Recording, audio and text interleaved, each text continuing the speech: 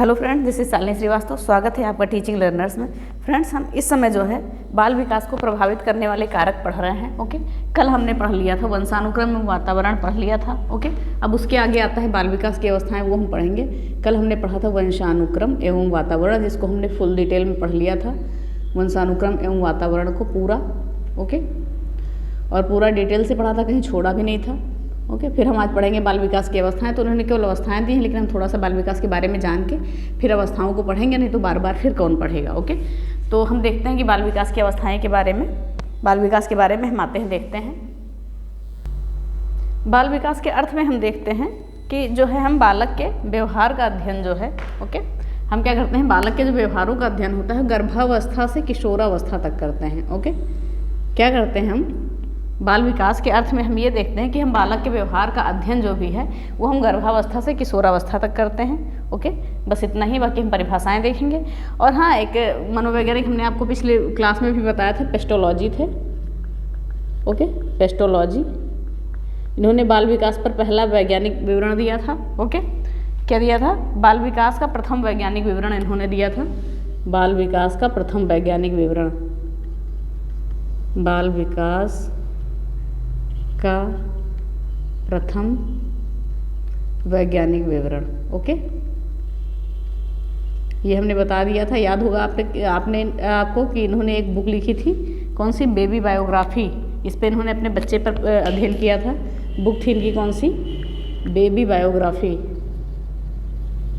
Baby biography note कर लीजिएगा, ये पूछी जाती है। ओके, इन्होंने अपने इसमें 3.5 साल के बच्चे पर अध्ययन किया था। तो हम क्या देखते हैं कि बाल विकास जो है बालक के व्यवहार का अध्ययन हम गर्भावस्था से किशोरावस्था तक करते हैं। इसी के संबंध में पेस्टोलॉजी ने बाल विकास पर प्रथम वैज्ञानिक विवरण दिया था। ओके, ये इंपॉर्टेंट है। तो और इन्होंने एक बुक भी लिखी थी, बेबी बायोग्राफी, जिसमें इन्होंने अपने 3.5 साल के बच्चे पर प्रयोग किया था। इसी कारण इन्हें बाल मनोविज्ञान का जनक भी कहा जाता है, याद रखिएगा। इसी के कारण इन्हें बाल मनोविज्ञान का जनक कहा जाता है, बाल मनोविज्ञान का जनक। ओके, अब हम थोड़ी परिभाषाओं को देख लेते हैं। तो परिभाषा पहली क्या है, क्रो एंड क्रो ने दी है। ओके, इन्होंने कहा है कि हम जो है बालक जो है वो वैज्ञानिक अध्ययन है जो बालक के विकास का अध्ययन गर्भावस्था से प्रारंभ होकर किशोरावस्था तक चलता है। बस इतना याद रखिए, गर्भावस्था से किशोरावस्था तक क्रो एंड क्रो ने कहा था। ठीक है, फिर आता है हरलॉग के अनुसार। हरलॉग ने कहा है कि बाल मनोविज्ञान के स्थान पर बाल विकास नाम इसलिए परिवर्तित हुआ है क्योंकि विकास के कुछ पक्षों की अपेक्षा बाल विकास की संपूर्ण प्रक्रिया का अध्ययन पर बल दिया जाता है। ओके, इन्होंने क्या कहा है, बाल विकास में जो है बाल मनोविज्ञान के स्थान पर हमने बाल विकास इसलिए किया है कि क्योंकि यहाँ पर विकास के कुछ पक्षों की अपेक्षा बाल विकास की संपूर्ण प्रक्रिया पर अध्ययन पर बल दिया जाता है, कि बाल विकास की संपूर्ण प्रक्रिया हम पर का अध्ययन करते हैं। ओके, ये हरलॉग का हो गया। अब स्किनर के अनुसार बाल मनोविज्ञान जो है व्यवहार व अनुभव का विज्ञान है, ये भी याद रखिएगा, व्यवहार व अनुभव का विज्ञान ये पूछता है। ठीक है, अब हम परिभाषाओं को एक बार ऐसे ओरली देख लेते हैं। फिर क्रो एंड क्रो ने कहा था जो बालक के विकास का अध्ययन गर्भावस्था से होकर प्रारंभावस्था तक किया जाता है। ओके, हरलॉग के अनुसार बाल मनोविज्ञान के स्थान पर बाल विकास नाम इसलिए परिवर्तित हुआ है क्योंकि विकास के कुछ पक्षों की अपेक्षा बाल विकास की संपूर्ण प्रक्रिया के अध्ययन पर बल दिया जाता है। और स्किनर ने कहा है कि बाल मनोविज्ञान बालक के व्यवहार व अनुभव का विज्ञान है। तो हमने इतनी थोड़ी सी बाल विकास के बारे में जान लिया। अब हम बाल विकास की अवस्थाओं पर आते हैं। ओके, तो हम देखते हैं बाल विकास की अवस्थाएं। सामान्यतः हम देखते हैं, ओके, सामान्यतः हम देखते हैं बाल विकास की जो है 3 अवस्थाएं होती हैं, जो हम अभी तक पढ़ते आ रहे थे बीटीसी में। तो क्या हुआ, बाल विकास की हमने 3 अवस्थाएं देखी थी। एक पहली देखी थी शैशवावस्था, ओके, शैशवावस्था। दूसरी देखी थी बाल्यावस्था, ओके, और तीसरी देखी थी किशोरावस्था। ओके, तो हमने ये 3 अवस्थाएं देखी थी। इनका हम आयु देख लेते हैं। तो इनके आयु को हमने देखा था, शैशवावस्था क्या था, जन्म से 6 वर्ष, जन्म से 6 वर्ष ये आयु मानी जाती थी। ये 6 से 12 वर्ष, बाल्यावस्था की 12 वर्ष। ओके, और जो किशोरावस्था इसको 12 से हम 18 वर्ष मानते थे। ओके, तो सामान्यतः तो हम ऐसे पढ़ते आ रहे थे, इसकी सीधे सीधी हम आयु ये जानते थे। कभी भी 0 से 6 वर्ष मत करिएगा, 0 कोई एज नहीं होती है। ओके, हमेशा जन्म से, अगर 0 दिया है तो जन्म से लिखिएगा। ओके, तो हमने क्या देखा, सामान्यतः हम 3 अवस्थाएं जानते हैं, शैशवावस्था, बाल्यावस्था और किशोरावस्था। यही 3 अवस्थाएं हम शुरू से पढ़ते आ रहे हैं। शैशवावस्था जन्म से 6 वर्ष, बाल्यावस्था 6 से 12 वर्ष और किशोरावस्था 12 से 18 वर्ष। लेकिन कुछ मनोवैज्ञानिक हैं जिन्होंने अपने अनुसार आयु का इसका वर्गीकरण किया है अवस्थाओं का। तो हम पहले देखते हैं हर्लाक को। हर्लाक ने जो है इसका अवस्थाओं को 11 भागों में विभक्त किया है। पहली क्या है? गर्भावस्था, दूसरी है शैशवावस्था, ओके, तीसरी है बचपनावस्था, चौथी है पूर्व बाल्यावस्था, पांचवी है उत्तर बाल्यावस्था, छठी है वयः संधि, सातवीं है पूर्व किशोरावस्था, आठवीं है उत्तर किशोरावस्था और नौवीं है प्रौढ़ावस्था, 10वीं है मध्यावस्था और 11वीं है वृद्धावस्था। तो इन्होंने 11 तरीके की बताई हैं। अब हम इनके एज को भी देख लेते हैं, ओके। वैसे एज इतनी इंपॉर्टेंट है नहीं, लेकिन हम बता देते हैं। तो गर्भावस्था को इन्होंने एज बताई है कि गर्भ से जन्म तक। ये क्या बताया इन्होंने कि गर्भ से जन्म तक, गर्भ से जन्म तक का एज इन्होंने बताई है। फिर आता है शैशवावस्था। इन्होंने शैशवावस्था को बताया है कि जन्म से 2 सप्ताह, जन्म से 2 सप्ताह तक की एज, ओके। फिर बचपनावस्था क्या है? 2 सप्ताह, तीसरे सप्ताह से 2 वर्ष तक, तीसरे सप्ताह से 2 वर्ष तक, ओके। फिर आता है पूर्व बाल्यावस्था। इसको हम देखते हैं तीसरे वर्ष से 6 वर्ष तक, ओके। पूर्व बाल्यावस्था क्या है? तीसरे वर्ष से 6 वर्ष तक। और फिर उत्तर बाल्यावस्था आता है क्या? 7 वर्ष से 12 वर्ष तक, ओके। फिर क्या आता है? फिर आता है वयः संधि। ये देखिएगा, ये बहुत ही इंपॉर्टेंट है, वयः संधि। ये क्या होता है? ये एज वो एज होती है जहाँ पर किशोरावस्था बाल्यावस्था खत्म होती है और किशोरावस्था का प्रारंभ होता है। उस अवस्था को हम वयः संधि कहते हैं। कभी कभार एग्जाम में पूछ लेता है वयः संधि किसे कहते हैं? जहाँ पर बाल्यावस्था खत्म होती है और किशोरावस्था का प्रारंभ होता है, वहाँ पर क्या आ जाती है? वयः संधि आ जाती है, ओके। ये एज होती है 12 से 14 वर्ष, ओके, 12 से 14 वर्ष। याद रखिएगा वयः संधि क्या होती है? जहाँ पर बाल्यावस्था खत्म होती है और किशोरावस्था का प्रारंभ होता है, ओके। यानी कि सीधे सीधे बोल सकते हैं कि वह संधि जो वयस्कों को जोड़ने का काम करती है, ठीक है। यानी कि किशोरावस्था से जुड़ी वयस्क काम करी और बाल्यावस्था और किशोरावस्था को जोड़ने का कार्य करती है। तो हमने ये देख लिया वयः संधि, ये बहुत ही इंपॉर्टेंट है, इसको याद रखिएगा। फिर आता है पूर्व किशोरावस्था। इसकी एज क्या है? 13 से 17 वर्ष, ओके, 13 वर्ष से 17 वर्ष। तो हमने देखा ये पूर्व किशोरावस्था हो गया। फिर हम उत्तर किशोरावस्था देखते हैं कि 18 से 21 वर्ष, 18 वर्ष से 21 वर्ष, ओके। फिर हम आते हैं प्रौढ़ावस्था पे। प्रौढ़ावस्था में हम देखते हैं कि 21 से 40 वर्ष, 21 वर्ष से 40 वर्ष। फिर मध्यावस्था में हम देखते हैं कि 41 वर्ष से 60 वर्ष। फिर वृद्धावस्था में देखते हैं कि 60 वर्ष से ऊपर, यानी कि बाद में 60 वर्ष के बाद की उम्र, ओके। तो हम एक बार और देख लेते हैं। हमने देखा गर्भावस्था क्या है? गर्भ से जन्म तक की अवस्था। शैशवावस्था जन्म से 2 सप्ताह तक की अवस्था। बचपनावस्था यानी तीसरे सप्ताह से 2 वर्ष तक की अवस्था, ओके। फिर पूर्व बाल्यावस्था, ये तीसरे वर्ष से 6 वर्ष तक की अवस्था है। उत्तर बाल्यावस्था 7 वर्ष से 12 वर्ष तक की अवस्था है, ओके। फिर आता है वयः संधि। ये क्या है? 12 से 14 वर्ष तक। ये क्या कार्य करता है? बाल्यावस्था का अंत होता है और किशोरावस्था का प्रारंभ होता है, यानी दोनों को जोड़ने का कार्य करता है। फिर आता है पूर्व किशोरावस्था 13 वर्ष से 17 वर्ष तक। उत्तर किशोरावस्था 18 वर्ष से 21 वर्ष तक। प्रौढ़ावस्था 21 वर्ष से 40 वर्ष तक और मध्यावस्था 21 वर्ष से 60 वर्ष तक। और जो वृद्धावस्था है वो 60 वर्ष के बाद की अवस्था है, ओके। तो हमने ये हर्लॉक के अनुसार देख लिया और हमने सामान्य जो 3 अवस्थाएं देखी थी। अब हम देखते हैं रॉस के अनुसार। यहाँ पे क्या हम देख लेते हैं? रॉस के अनुसार। रॉस के अनुसार रॉस ने कितने प्रकार की अवस्थाएं दी थी? 4 प्रकार के, ओके। तो पहले हम इनकी अवस्थाओं को देख लेते हैं, कौन कौन सी इन्होंने अवस्थाएं दी थी। शैशवावस्था, इन्होंने दिया था शैशवावस्था।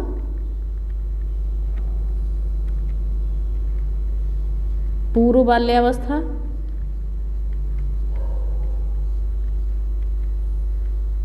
उत्तर बाल्यावस्था,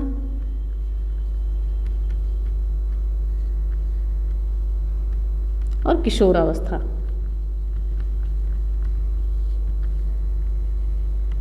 ओके, तो हमने क्या देखा, रॉस ने जो है 4 प्रकार की अवस्थाएं बताई, कौन कौन सी, शैशवावस्था, पूर्व बाल्यावस्था, शैशवावस्था, पूर्व बाल्यावस्था, उत्तर बाल्यावस्था और किशोरावस्था। ठीक है, तो इन्होंने जो है शैशवावस्था की एज क्या बताई, हम देखते हैं। ओके, इन्होंने बताई शैशवावस्था की एज है 1 वर्ष से 3 वर्ष तक। ठीक है, 1 से 3 वर्ष तक। पूर्व बाल्यावस्था की बताई 3 से 6 वर्ष तक। ओके, और उत्तर बाल्यावस्था की बताई 6 से 12 वर्ष तक, और किशोरावस्था की बताई 12 से 18 वर्ष तक। ओके, तो ये रॉस ने ये एज बताई है। ज़्यादातर रॉस का ही पूछा जाता है, इंपॉर्टेंट है। ओके, अब की बार रीट में भी पूछा गया था रॉस के अनुसार, याद रखिएगा। तो हमने क्या देखा, रॉस के अनुसार कितने प्रकार की अवस्थाएं हैं, 4 प्रकार की, शैशवावस्था, पूर्व बाल्यावस्था, उत्तर बाल्यावस्था, किशोरावस्था। तो शैशवावस्था में हमने देखा 1 से 3 साल, और पूर्व बाल्यावस्था में 3 से 6 साल, और उत्तर बाल्यावस्था में 6 से 12 वर्ष, और किशोरावस्था में 12 से 18 वर्ष। ओके,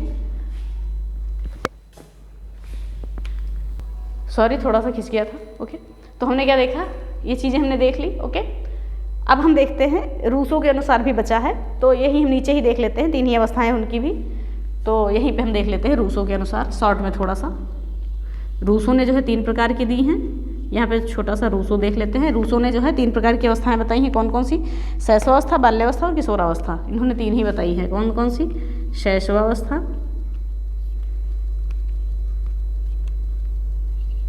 बाल्यावस्था और किशोरावस्था। ओके, रूसों ने जो है 3 प्रकार की अवस्थाएं बताई, कौन कौन सी, शैशवावस्था और बाल्यावस्था और किशोरावस्था। 1 2 3, तो इन्होंने इसकी एज बताई 1 से 5 वर्ष। ओके, शैशवावस्था की एज क्या बताई, 1 से 5 वर्ष, और जो है बाल्यावस्था की बताई 5 से 12 वर्ष। ओके, बाल्यावस्था की बताई 5 से 12 वर्ष, और जो किशोरावस्था इसकी बताई 12 से 20 वर्ष। याद रखिएगा। तो इनके अनुसार हमने वर्गीकरण देख लिया। और एक मनोवैज्ञानिक और थे काल्सनिक, उन्होंने 8 प्रकार की अवस्थाएं बताई थी। तो अब इतना हम उनका भी नहीं देखते हैं, उनका बस ये संख्या ही याद करेंगे। काल्सनिक ने 8 प्रकार की बताई थी, यहाँ लिख देते हैं। काल्सनिक ने 8 प्रकार की बताई थी। ओके, तो हमने सबसे पहले देखा हरलॉक के अनुसार। पहले हमने देखा सामान्य अवस्थाएं 3 होती है, शैशवावस्था, बाल्यावस्था, किशोरावस्था। ये देख ली, जन्म से 6 वर्ष, 6 से 12 वर्ष, 12 से 18 वर्ष। फिर इधर क्या है, रॉस के अनुसार हमने देखा 4 प्रकार की, शैशवावस्था, पूर्व बाल्यावस्था, उत्तर बाल्यावस्था, किशोरावस्था देखा। ओके, इनकी एज देखी, शैशवावस्था 1 से 3 साल, पूर्व बाल्यावस्था 3 से 6 वर्ष, और उत्तर बाल्यावस्था 6 से 12 वर्ष, किशोरावस्था जो है 12 से 18 वर्ष। फिर हम देखा रूसो ने 3 प्रकार की बताई, शैशवावस्था, बाल्यावस्था, किशोरावस्था। तो शैशवावस्था को उन्होंने बताया 1 से 5 साल, बाल्यावस्था को 5 से 12 साल, और किशोरावस्था को 12 से 20 वर्ष। तो हमने ये अवस्थाओं को देख लिया। ओके, अब हम एक एक अवस्थाओं को देखेंगे, शैशवावस्था, बाल्यावस्था, किशोरावस्था को डिटेल में। ओके, अब हम देखते हैं शैशवावस्था। ओके, तो शैशवावस्था की जो एज होती है जन्म से 6 वर्ष होती है। ओके, जन्म से 6 वर्ष। लेकिन जो है कई मनोवैज्ञानिक जो है इसकी एज जो है जन्म से 2 वर्ष मानते हैं। ओके, जन्म से 2 वर्ष कहीं कहीं मानते हैं।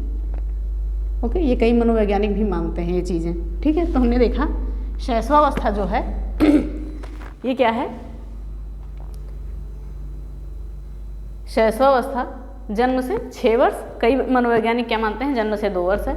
तो क्या हम देखते हैं कि बाल विकास की जो है प्रथम अवस्था है, बालक के विकास की प्रथम अवस्था है शैशवावस्था। बालक का निर्माण काल यहीं से स्टार्ट होता है। ओके, बालक का निर्माण काल यहीं से स्टार्ट होता है। ओके, तो हमने देख लिया शैशवावस्था क्या है, जन्म से 6 वर्ष। अब हम देखते हैं सिगमंड फ्राइड की परिभाषा क्या थी।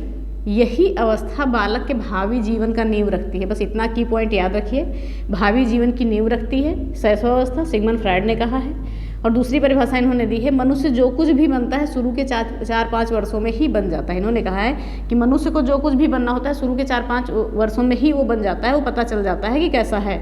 ठीक है, उसके बाद थॉर्नडाइक की एक परिभाषा है, इन्होंने कहा है 3 से 5 वर्ष तक के बालक अर्ध स्वप्न में खोए रहते हैं। ओके, क्या कहा इन्होंने, थॉर्नडाइक ने 3 से 5 वर्ष तक के बालक अर्ध स्वप्न में खोए रहते हैं। तो ये भी परिभाषाएं याद रखिएगा। अब हम आते हैं सीधे सीधे विशेषताओं पे। ओके, तो विशेषताएं देखते हैं शैशवावस्था की, यानी कि शैशवावस्था के बारे में ही देखते हैं। तो ये क्या होती है, सबसे महत्वपूर्ण अवस्था होती है। क्या होती है, सबसे महत्वपूर्ण अवस्था होती है शैशवावस्था। ओके, याद रखिएगा। फिर ये होती है समायोजन की अवस्था, बच्चे कभी कभी समायोजन कर भी लेते हैं। ठीक है, और कभी नहीं भी करते हैं तो कहा जाता है समायोजन की अवस्था है। और दिया है मूल प्रवर्तनात्मक की अवस्था, क्योंकि इसमें जो बालक हैं अपनी मूल प्रवृत्ति से ही व्यवहार करते हैं, कोई उनमें बनावटीपन नहीं होता है कि यहाँ किसी को देख के कैसा करें, वो उनकी जो मूल प्रवृत्ति होती है उसी के अनुसार वो व्यवहार करते हैं। ओके, इस एज में क्या होता है, नैतिकता का अभाव होता है। ठीक है, नैतिकता बच्चों में नहीं होती है, नैतिकता का स्टार्टिंग यहीं से होता है उनमें। ठीक है, फिर आता है क्षणिक संवेदनशीलता। ओके, संवेगशीलता, तो बच्चों में क्षणिक संवेग रहता है। जैसे भय, बच्चों में कितने संवेग रहते हैं, भय, क्रोध, स्नेह, पहले 3 ही मानते थे लेकिन पीड़ा भी ले लेते हैं। तो बच्चों में क्या होता है, ये क्षणिक संवेग होता है, थोड़ी देर के लिए डर जाएंगे, गुस्सा हो जाएंगे, ठीक है, पीड़ा होगी, ये सब चीज़ें हैं। ओके, तो हमने क्या देखा, क्षणिक संवेगशीलता होती है। तो इनमें 4 प्रकार के संवेग होते हैं, भय, क्रोध, स्नेह और पीड़ा। फिर आ गया था ये अनुकरण की अवस्था होती है, किसी की बातों को सुन लेते हैं बच्चे तो बार बार उसी बात को कहते रहते हैं। ओके, आपने देखा होगा कोई एक गाना बच्चे ने सुन लिया तो दिन भर वही गाता रहता है। ओके, तो ये हो गया अनुकरण की अवस्था। फिर है सीखने का आदर्श काल, ये किसने कहा था, वैलेंटाइन ने कहा था। इन्होंने कहा था कि शैशवावस्था जो है सीखने का आदर्श काल है, याद रखिएगा, पूछा जाता है, तो ये वैलेंटाइन ने कहा था। ओके, हमने स्वर्ण काल लिखा है, ये गोल्डन एज मत मान लीजिएगा, ये उसकी किशोरावस्था की। हमने कहा है ये जो है सीखने का स्वर्ण काल है। किसका है, सीखने का स्वर्ण काल है, केवल सीखने का स्वर्ण काल। ओके, ये अवस्था शैशवावस्था जो है सीखने का स्वर्ण काल है।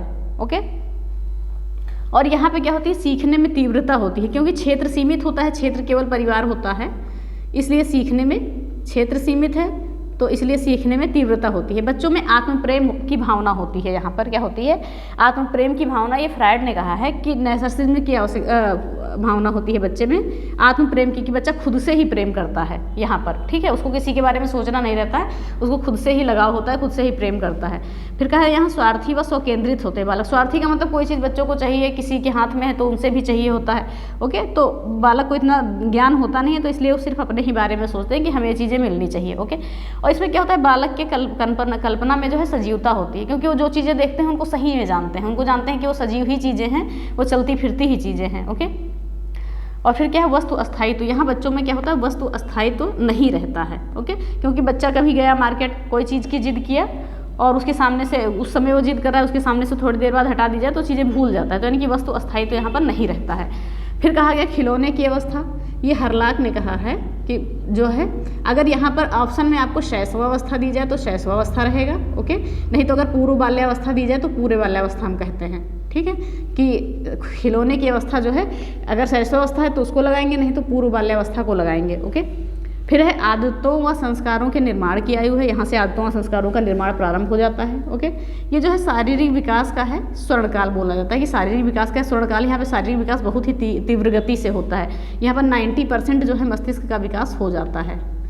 ओके, तभी कहा जाता है कि बालक को जो बनना होता है शुरू के 4-5 सालों में ही बन जाता है। ओके, तो हमने ये देखा। फिर देखा क्षणिक मित्रता। यहाँ बालकों में क्या होती है, क्षणिक मित्रता होती है। बालक किसी से भी मिलेंगे, तुम अपना सामान हमें दे दो, हम तुम्हें अपना दे दे, मित्रता हो गई। अगर तुमने अपना नहीं दिया तो हम भी तुम्हें अपना नहीं देंगे, या तुम्हारी हमसे लड़ाई हुई थी तो हमारे घर क्यों है, ऐसी चीज़ें होती हैं कि क्षणिक मित्रता। अतार्किक चिंतन, बालकों में जो है तार्किक चिंतन का ज्ञान नहीं होता है, वो अतार्किक चिंतन होता है। ठीक है, फिर कामुकता की भावना, ये कहा है फ्रायड ने। इन्होंने कहा है कि शैशवावस्था में कामुकता की भावना की जो है अधिकता होती है। इन्होंने कहा है कि कामुकता की भावना अधिक पाई जाती है शैशवावस्था में। तो हमने ये जो है विकास देख लिया, वो विशेषताएं देख ली शैशवावस्था की। ओके, ध्यान से देख के इसको लिख लीजिएगा, धीरे धीरे ही बताया है। ओके, फिर तो हमने ये देखा परिभाषाएं को। ठीक है, अब हम थोड़ी कुछ पॉइंट और देख लेते हैं, कुछ इंपॉर्टेंट चीज़ें, इसको नोट कर लीजिएगा। ओके, एक बार और चलिए बताते हैं विशेषताएं क्या है। ये क्या है, सबसे महत्वपूर्ण अवस्था मानी जाती है, समायोजन की अवस्था, मूल प्रवृत्त्यात्मक की अवस्था, नैतिकता का अभाव इसमें पाया जाता है, क्षणिक संवेगशीलता पाई जाती है, अनुकरण की अवस्था है, सीखने का आदर्श काल है, वैलेंटाइन ने कहा था। ये सीखने का स्वर्ण काल है, सीखने में तीव्रता पाई जाती है क्योंकि क्षेत्र इसका सीमित होता है, केवल परिवार होता है। यहाँ आत्म प्रेम की भावना पाई जाती है, फ्रायड ने कहा था। बालक जो है स्वार्थी व स्वकेंद्रित होता है, इसमें कल्पना में सजीवता पाई जाती है, वस्तु अस्थायित्व तो नहीं पाया जाता है। और खिलौने की अवस्था कहा है। ठीक है, और संस्कारों, आदतों व संस्कारों के निर्माण की आयु बोली गई है। इससे शारीरिक विकास बताया गया है, तीव्र होता है, इसका स्वर्णकाल कहा जाता है। और क्षणिक मित्रता होती है, अतार्किक चिंतन होता है, कामुकता की भावना की अधिकता होती है, फ्रायड ने कहा। तो हमने ये चीज़ देखा। अब 2-3 चीज़ें और इंपॉर्टेंट बची है शैशवावस्था में, वो भी हम देख लेते हैं, फिर हम देखते हैं आगे। अब हम देख लेते हैं कुछ इंपॉर्टेंट चीज़ें। तो हमने पहले क्या लिखा है, ऑडिपस और इलेक्ट्रा लिखा है, ये पूछा जाता है आपका, ये पूछा भी गया था आपके टेट में। ओके, याद रखिएगा। तो ऑडिपस क्या होता है, यहाँ पर जो होता है बालक का प्रेम, ओके, बालक का प्रेम जो है माता के प्रति अधिक होता है, माता के प्रति अधिक होता है। ओके, यहाँ पर बालक का जो है पिता से लगाव नहीं रहता है उतना। ओके, तो क्या होता है, बालक का माता के प्रति अधिक प्रेम क्या कहलाता है, ऑडिपस कहलाता है। और इलेक्ट्रा में बालिका का पिता के प्रति प्रेम अधिक होता है, बालिका का पिता के प्रति प्रेम अधिक होता है। ओके, ये चीज़ें याद रखिएगा। तो हमने क्या देखा, ऑडिपस में देखा कि बालक का माता के प्रति प्रेम और इलेक्ट्रा का बालिका का पिता के प्रति प्रेम अधिक होता है। ओके, तो ये चीज़ें हम जान गए। अब हम देख लेते हैं कुछ इंपॉर्टेंट चीज़ें हैं जिसे ध्यान से देखिएगा। हम देखते हैं कि नवजात शिशु का भार क्या होता है। ओके, अगर हम नवजात शिशु के भार की बात करें तो 7 पाउंड से 7.5 पाउंड के बीच होता है। ओके, तो ये इसका भार होता है 7.5 पाउंड से 7.5 पाउंड तक। अगर किलोग्राम में बात करें तो होता है 3.15 kg। ओके, अगर निकाला जाए तो ऐसे ही होगा। ठीक है, तो हमने क्या देखा कि नवजात शिशु का भार क्या होता है, 7 पाउंड से 7.5 पाउंड के बीच। अगर किलोग्राम में ले तो 3.15 किलोग्राम होता है। अगर कहा जाए कि नवजात शिशु का भार किस में किया जाता है, ओके, तो एक मशीन होती है विंग मशीन। विंग मशीन में नवजात शिशु का हम भार करते हैं, विंग मशीन में। ओके, याद रखिएगा इसको। फिर आता है नवजात शिशु में के दांतों की संख्या, दूध के दांतों की संख्या कितनी होती है। तो नवजात शिशु में जो दूध के दांतों की संख्या होती है 20 होती है। ओके, फिर कहा जाता है, अगर कहा जाए अस्थाई दांतों की संख्या तो 2 होती है। अस्थाई दांत 2 होते हैं। ओके, दूध के दांत क्या होते हैं, 20 होते हैं और अस्थाई दांतों की संख्या क्या कहा जाता है, 2 होती है। अगर कहा जाए नवजात शिशु के मस्तिष्क का भार, ओके, नवजात शिशु के मस्तिष्क का भार होता है 350 ग्राम, 350 ग्राम होता है। अगर कहा जाए कि हड्डियों की संख्या कितनी होती है नवजात शिशु में, तो 270 होती है, क्योंकि अधिक होती है, छोटी छोटी हड्डियां होती हैं। अगर कहा जाए मस्तिष्क का आकार पूछा जाए, ओके, मस्तिष्क का आकार जो होता है पूरे शरीर के 1/4 भाग होता है, पूरे शरीर का 1/4। बालक के मस्तिष्क का भार पूरे शरीर का 1/4 था। शुरुआत में बच्चे का सर ही बड़ा होता है, उसके बाद धीरे धीरे वो विकास होता जाता है। अगर कहा जाए नवजात शिशु की लंबाई कितनी होती है, ओके, तो अगर लंबाई की बात करें तो लंबाई होती है सेंटीमीटर में, अगर कहा जाए तो 49 सेंटीमीटर से 51 सेंटीमीटर के बीच। ठीक है, और लंबाई बच्चों की जो है लंबाइयाँ किस में नापते हैं, तो एक मशीन होती है इन्फेंटोमीटर। इन्फेंटोमीटर में जो है बच्चों की हम लंबाई मापते हैं, इन्फेंटोमीटर। ओके, तो हमने कुछ इंपॉर्टेंट चीज़ें देख ली, ध्यान से देख लीजिएगा। ओके, ये सब चीज़ें पूछा जाता है, इसलिए हमने बता दिया है। तो देखिए, हमने कहा कि नवजात शिशु का भार कितना होता है, 7 से 7.5 पाउंड, 3.25 किलोग्राम लगभग। ओके, और विंग मशीन में इसका वजन किया जाता है। दूध के दांतों की संख्या 20 होती है, अस्थाई दांत 2 होते हैं नवजात शिशु में। और नवजात शिशु के मस्तिष्क का भार होता है 350 ग्राम। नवजात शिशु के हड्डियों की संख्या होती है 270। नवजात शिशु के मस्तिष्क का आकार पूरे शरीर का 1/4 होता है। और नवजात शिशु की लंबाई क्या होती है, 49 सेंटीमीटर से 51 सेंटीमीटर, जिसे हम किस में नापते हैं, इन्फेंटोमीटर में। तो ये हमारा क्या होता है कि शैशवावस्था खत्म हो जाता है। ओके, शैशवावस्था खत्म। अब कल हम बाल्यावस्था और किशोरावस्था को खत्म करेंगे। आज के लिए इतना ही, और इंपॉर्टेंट चीज़ें भी नोट कर लीजिएगा। तो अगर वीडियो पसंद आती है तो प्लीज़ लाइक शेयर और सब्सक्राइब करें, बेल आइकन दबाना ना भूलें। धन्यवाद, जय हिंद।